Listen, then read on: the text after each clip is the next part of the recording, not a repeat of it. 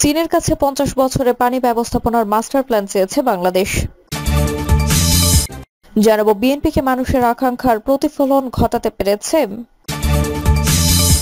এদিকে আন্দোলন কি হয়েছে শুধু নির্বাচনের জন্য, যে জবাব দিলেন রিজভী।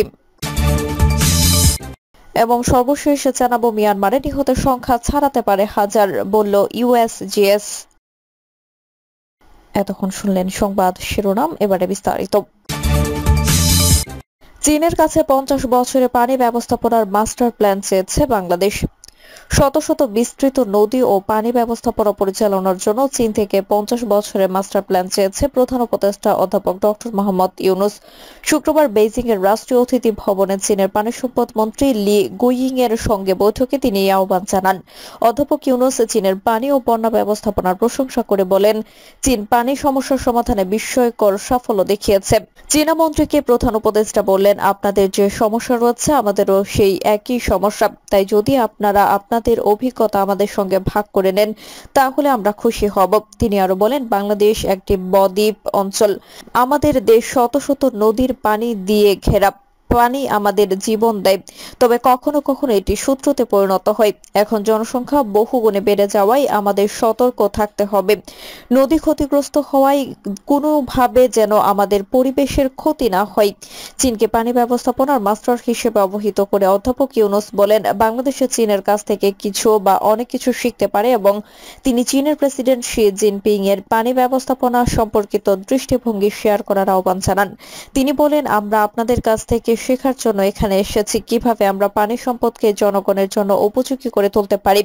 প্রধান উপদেষ্টা উল্লেখ করেন যে জনসংখ্যা বৃদ্ধি ও উন্নয়নের চাহিদার ফলে নদীর তীরবর্তী ভূমিগুলো দখল হয়ে যাচ্ছে।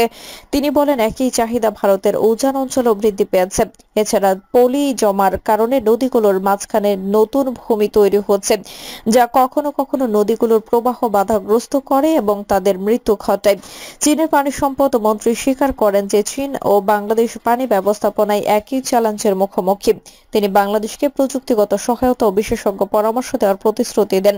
বাংলাদেশের জন্য পানি ব্যবস্থাপনা একটি গুরুত্বপূর্ণ ইস্যু। চীনও একই ধরনের চ্যালেঞ্জের সম্মুখীন হচ্ছে উল্লেখ করে তিনি বলেন, বাংলাদেশের 85% জনগণ বন্যাপ্রবণ এলাকায় বসবাস করে, যা দেশটির জন্য পানি ব্যবস্থাপনাকে জটিল করে তুলেছে। চীনের পানি সম্পদ মন্ত্রী আরো বলেন, প্রেসিডেন্ট শি চীনের জন্য একটি মাস্টার প্ল্যান প্রণয়ন করেছেন, যা দেশটি পানি ব্যবস্থাপনার চ্যালেঞ্জগুলো মোকাবেলা করতে ব্যবহার করেছে। এই সময় প্রধান উপদেষ্টা বলেন, আমাদের জন্য একটি পরিকল্পনা প্রণয়নে আমরা আপনাদের সহায়তা চাই। তিনি আরো বলেন, বাংলাদেশের সমস্যা শুধু একটি নির্দিষ্ট নদীর মধ্যে সীমাবদ্ধ নয়, বরং পুরো ব্যবস্থার সঙ্গে সম্পর্কিত। তিনি বিশেষভাবে তিস্তা নদী ব্যবস্থাপনা ও ঢাকার চারপাশে দূষিত পানি পরিষ্কারের বিষয়ে সহায়তায় প্রয়োজনীয়তার কথা উল্লেখ করেন।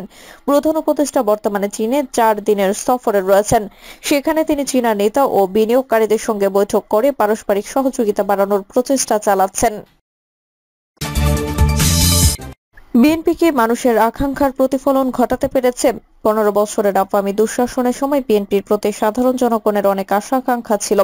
সরকারের দমনপীড়ন আর মারমুখী অবস্থানের সামনে তারা মাথা উঁচু করে দাঁড়াতে পারেনি। রাজনৈতিকভাবে তাদের অবস্থা একেবারেই নাজেহাল ছিল।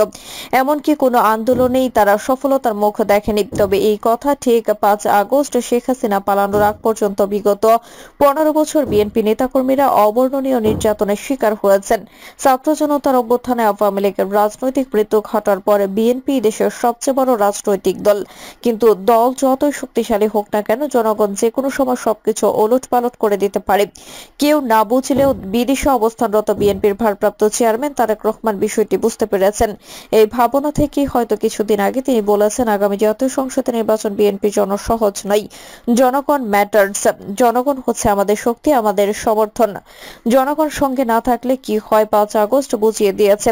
স্বৈরাচারী সরকারের পতনের পর মানুষ মনে করেছিল বিএনপি জাতিকে ভালো নেতৃত্ব দেবে এবং সুন্দর সমাজ গঠনে অগ্রণী ভূমিকা পালন করবে, সাংগঠনিকভাবে নিজেদের গুছিয়ে নেবে। দেশের এই ক্রান্তিকালে তারাই মানুষের আকাঙ্ক্ষার প্রতিফলন ঘটাবে। মানুষের আকাঙ্ক্ষা ছিল সমাজে ইনসাফ প্রতিষ্ঠিত হবে, দুর্নীতিমুক্ত হবে অফিস আদালত, সব ক্ষেত্রে বৈষম্য দূর হবে। জীবনযাত্রার ব্যয় কমবে, বাজারে কোনো সিন্ডিকেট থাকবে না, সর্বত্রই আসবে নতুনত্ব, সংস্কার হবে, দখল, চাঁদাবাজ, ঘোষ ও সন্ত্রাসমুক্ত সোনালী সমাজ গড়ে উঠবে। রাজনৈতিক দলগুলোর মধ্যে ঐক্য প্রতিষ্ঠিত হবে, হিংসা বিদ্বেষের রাজনীতি থাকবে না, রাতের ভোট নয়, ভোটকে আমানত হিসেবে প্রদান করা সম্ভব হবে। বিএনপি নেতাকর্মীরা কি জনগণের এইসব চাহিদার কথা বুঝতে পারছেন? নির্বাচনের আগে প্রয়োজনীয় সংস্কারকে গুরুত্ব দিচ্ছে বেশিরভাগ রাজনৈতিক দল। সচেতন নাগরিকরা মনে করেছেন বিএনপির সাম্প্রতিক পারফরমেন্সের কারণে তাদের জনপ্রিয়তার অবনতির ভয়ে তারা সরকারকে দ্রুত নির্বাচনের তাগিদ দিচ্ছে। দিন যতই এগোচ্ছে বিএনপি ততই চ্যালেঞ্জ আর চাপের সম্মুখীন হচ্ছে। আগস্টে আওয়ামী লীগ সরকারের পতনের পর থেকে তারা যেসব পারফরমেন্স দেখাচ্ছে তাতে তাদের জনপ্রিয়তার নিচের দিকে দাবিত হচ্ছে। চায়ের স্টলে বসলে কারো কারো মুখে শোনা যায় বিএনপি আওয়ামী লীগ একই মুদ্রার এপিঠ-ওপিঠ। এইসব কথা বিএনপির জন্য মোটেই ইতিবাচক নয়। এছাড়া নির্বাচন সহ কয়েকটি ইস্যুকে কেন্দ্র করে বিএনপির সঙ্গে অন্তর্বর্তী সরকারের দূরত্ব সৃষ্টি হচ্ছে। শুধু নির্বাচন বিষয়ক ইস্যু নয়, বরং রাষ্ট্রপতিকে সরিয়ে দেওয়া ও জুলাই বিপ্লবের ঘোষণাপত্র প্রকাশের উদ্যোগকে বিএনপি যেভাবে ঠেকিয়ে দিয়েছে তাতে উভয় পক্ষের মধ্যে আস্থার সংকট ও দূরত্বের মাত্রা আরও বৃদ্ধি পাচ্ছে। বিষয়টি সচেতন নাগরিকরা ভালোভাবে দেখছে না। নির্বাচনকে সামনে রেখে বৈষম্য বিরোধী ছাত্র আন্দোলনের নেতারা নতুন দল গঠন করতে যাচ্ছে। তাদের মূল এজেন্ডা হলো দেশপ্রেমে উদ্বুদ্ধ হয়ে ভারত বিরোধিতা, হাসিনার বিচার নিশ্চিত করা এবং ৯২% মুসলমানের ধর্মীয় চেতনা ধারণ করে তৌহিদি জনতাকে সঙ্গে নিয়ে পথ চলা। এই লক্ষ্যে ছাত্র জনতা বা ছাত্র নেতারা শুধু সভা সমাবেশ নয়, পাশাপাশি ইসলামী জলসা মাহফিলেও যাচ্ছেন। এটিও বিএনপির জন্য আরেকটি নতুন চ্যালেঞ্জ। তাছাড়া জামাত জোটবদ্ধ না হয়ে নানা কৌশলে বিএনপিকে ঠেকিয়ে ক্ষমতায় যাওয়ার পরিকল্পনা করছে। সাধারণ জনগণ এখন সবকিছু পর্যবেক্ষণ করছে। আগামী নির্বাচনে বিএনপি কি ধর্মনিরপেক্ষতার নামে সেকুলারদের পথ ধরবে নাকি তৌহিদি জনতার পক্ষ নেবে? এমন সমীকরণ মাথায় রেখে যখন পথ চলার কথা তখন তাদের কতিপয় নেতাকে নাস্তিকদের সঙ্গে তাল মিলিয়ে ইসলাম বিদ্বেষী কথা বলতে শোনা যাচ্ছে। কেউ কেউ ওয়াজ মাহফিলে বক্তাদের নিয়ে কটাক্ষ করেছেন বলে শোনা যায়, যা বিএনপির জন্য কখনোই শুভ ফল বয়ে আনবে না। বিএনপির মনে রাখা উচিত এদেশের মানুষ কট্টর হিন্দুত্ববাদী, রাষ্ট্র ভারত বিরোধী। ভারতের দাদাগিরি এদেশের মানুষ এখন সহ্য করতে পারে না।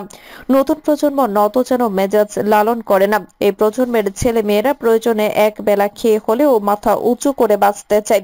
এইসব বিষয় ভেবেচিন্তে বিএনপিকে সামনের দিকে এগিয়ে যেতে হবে। আন্দোলন কি হয়েছে শুধু নির্বাচনের জন্য, যে জবাব দিলেন রিজভী। আন্দোলন কি করা হচ্ছে শুধু নির্বাচনের জন্য, এমন প্রশ্ন ওঠাই তার জবাব দিয়েছেন বিএনপি সিনিয়র যুগ্ম মহাসচিব রুহুল কবির রিজভী। তিনি বলেন, শেখ হাসিনা নির্বাচন সুষ্ঠু করেনি বলেই তো আন্দোলন হয়েছে। রিজভী বলেন, অনেকে বলে আন্দোলন কি করা হয়েছে শুধু নির্বাচনের জন্য, নির্বাচন সুষ্ঠু করেনি বলেই তো আন্দোলন হয়েছে। অবাধ, সুষ্ঠু, নিরপেক্ষ নির্বাচন নিশ্চিত করেনি শেখ হাসিনা। গদি রক্ষার জন্য দেশকে রক্তঝরা কারবালায় পরিণত করে তিনি ক্ষমতা টিকিয়ে রাখার চেষ্টা করেছিলেন। তার জন্যই এক ব্যাপক আন্দোলনের মধ্য দিয়ে, অনেক আত্মদানের মধ্য দিয়ে গঠিত হয়েছিল অন্তর্বর্তী সরকার। অন্তর্বর্তী সরকারে জনগণের ভোটে না হলে জনগণের সমর্থন রয়েছে, কারণ সব আন্দোলনকারী দল আপনাদের সমর্থন দিয়েছে। জাতীয় নির্বাচন নিয়ে ধোঁয়াশা তৈরি করা হচ্ছে বলে অভিযোগ করেন তিনি। রিজভী বলেন, একবার বলা হচ্ছে নির্বাচন ডিসেম্বরে হবে, আবার কখনো শুনছি মার্চে, আবার বলা হচ্ছে জুনে। এ ধরনের বক্তব্য না দিয়ে জাতিকে একটি সুনির্দিষ্ট তারিখ দিয়ে আশ্বস্ত করা দরকার। তিনি বলেন, যখন আন্দোলনকারী দলগুলো নির্বাচনের কথা বলছে যে আপনারা সুনির্দিষ্ট সময় দিন এবং একটি নির্দিষ্ট সময় দিন যাতে নির্বাচনটা প্রলম্বিত না হয়, কিন্তু তখন বারবার কখনো ডিসেম্বর শুনি, আবার কখনো শুনছি মার্চ, আবার শুনি ডিসেম্বর বা জুন। এই ধরনের পেন্ডুলামের মতো বক্তব্য ঝুলছে অন্তর্বর্তী সরকারের। এই দোদুল্যমান অবস্থা থেকে জাতিকে একটি সুনির্দিষ্ট তারিখ দিয়ে আশ্বস্ত করা দরকার। এই সময় ন্যায় বিচার নিশ্চিত হওয়ার কারণে ঢাকা দক্ষিণ সিটি কর্পোরেশনের মেয়র হিসেবে ইশরাক হোসেনকে স্বীকৃতি দেওয়া হয়েছে বলেও উল্লেখ করেন রিজভী। বিএনপির এই জ্যেষ্ঠ নেতা বলেন, ন্যায় বিচার নিশ্চয়তার যখন ন্যূনতম সুযোগ পাওয়া গেছে, সেই ন্যায় বিচারের মাধ্যমেই প্রকৌশলী ইশরাক মেয়র হিসেবে আদালত থেকে স্বীকৃতি পেয়েছেন। সেক্ষেত্রে সামাজিক যোগাযোগ মাধ্যমে কোথায় কি লিখলো বলল কিছু যায় আসে না। তিনি আরো বলেন, সে জোর জবরদস্তি করতে পারত, সে অত্যন্ত জনপ্রিয়, 10,000 20,000 লোক নিয়ে নির্বাচন কমিশন ঘেরাও করতে পারত, করে বলতো 5 আগস্টের পরে আমাকে ঘোষণা করা হোক, যে কোনো একটা জবরদস্তিমূলক পন্থা অবলম্বন করতে পারত। সেটা তো সে করেনি, সে আইনি প্রক্রিয়ায় গেছে। মিয়ানমারে নিহতের সংখ্যা ছাড়াতে পারে হাজার, বলল ইউএসজিএস। যে ব্যাপক শক্তিশালী ভূমিকম্প হয়েছে মিয়ানমারে, তাতে মোট নিহতের সংখ্যা 1000 ছাড়িয়ে যেতে পারে বলে ধারণা করছে যুক্তরাষ্ট্রের ভূতত্ত্ব জরিপ ও গবেষণা সংস্থা ইউএস জিওলজিক্যাল সার্ভে। নিজস্ব ওয়েবসাইটে দেওয়া এক বিবৃতিতে এই তথ্য জানিয়েছে সংস্থাটি। ওয়েবসাইটে বলা হয়েছে, যে মাত্রার ভূমিকম্প হয়েছে তাতে আমরা ধারণা করছি যে মিয়ানমারের বিস্তৃত অংশ জুড়ে ক্ষয়ক্ষতি হয়েছে এবং 1000-এরও বেশি মানুষের মৃত্যু হয়েছে। আজ শুক্রবার দুপুরে মিয়ানমারের 7.7 মাত্রার একটি শক্তিশালী ভূমিকম্প আঘাত হানে। দেশটির মধ্যাঞ্চলীয় শহর সাংগাইয়ে ভূপৃষ্ঠের 16 কিলোমিটার গভীরে ছিল ভূকম্পনটির এপিসেন্টার বা উৎপত্তিস্থল। ইউএসজিএস জানিয়েছে মিয়ানমারের 7.7 এবং 6.4 মাত্রার দুটি ভূমিকম্প আঘাত হেনেছে। ভূমিকম্পের পর মিয়ানমারের হালনাগাদ অবস্থা সম্পর্কে এখনো বেশি তথ্য পাওয়া যায়নি।